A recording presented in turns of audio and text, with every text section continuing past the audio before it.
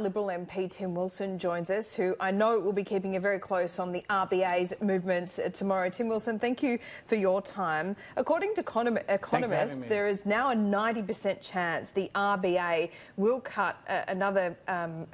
make another rate cut tomorrow. This is because of the coronavirus spread over the weekend. Is that a good idea? Well, I think we need to be cautious in every decision and give people reassurance about the fundamentals of the Australian economy, confronting what is a very serious but also potentially temporary event. I've always been cautious about cutting interest rates. My view has not changed, because what we need, and the story about Queensland just demonstrated, is small and medium businesses needing assistance over a temporary period to get through and ride through what is a very difficult period for them, both in terms of stock but also in terms of consumers. Yeah, but usually the RBA does kind of look through some of these, what we hope will be a temporary crisis. So if it does go that way, what does it tell you about the longer-term effects of the coronavirus?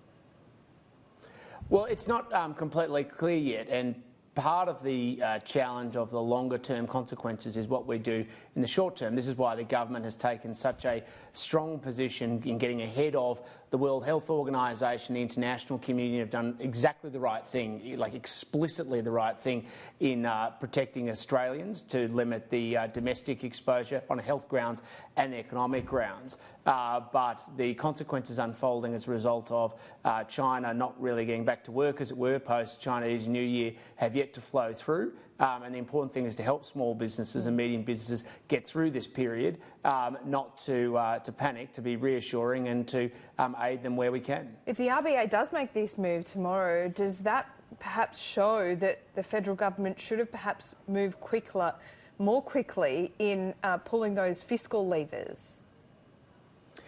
No, I don't think so at all. In fact, the government has taken exactly the right approach, which is to focus on border security, which we obviously have and have the advantages of, and making sure we're making prudent and responsible decisions, because it isn't just an issue of spending more money. The challenges that will unfold in the economy over the coming weeks will be around supply chains. It won't change in any way if we just start randomly spending money around the place. The same is also true with some of the issues we face with inbound tourism. So the issues we face won't be fixed by just pulling fiscal levers.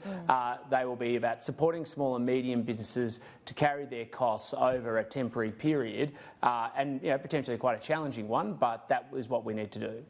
This is a health crisis, absolutely, but at what point does it cross the threshold into a financial one?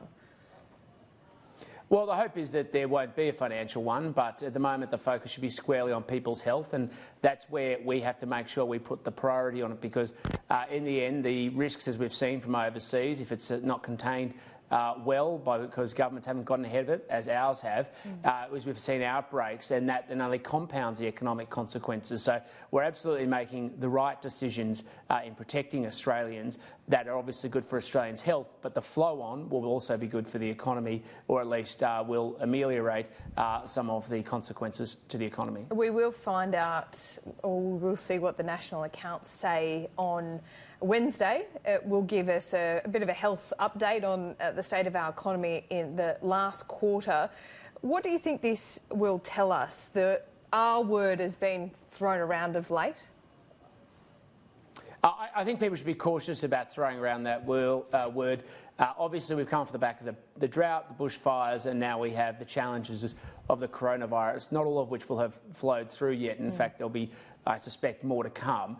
And frankly, this just validates the approach the government has been taking about being prudent, so that we have at least some policy levers which we can pull, whether it's obviously, depending on the circumstances, spending or helping small and medium businesses get through this period, about seeking to get the budget into a position where we can help and support in unexpected events, but I don't think anyone should rush to use words until we actually establish what's happening. It'd be best to pull those levers rather than get a surplus, wouldn't it?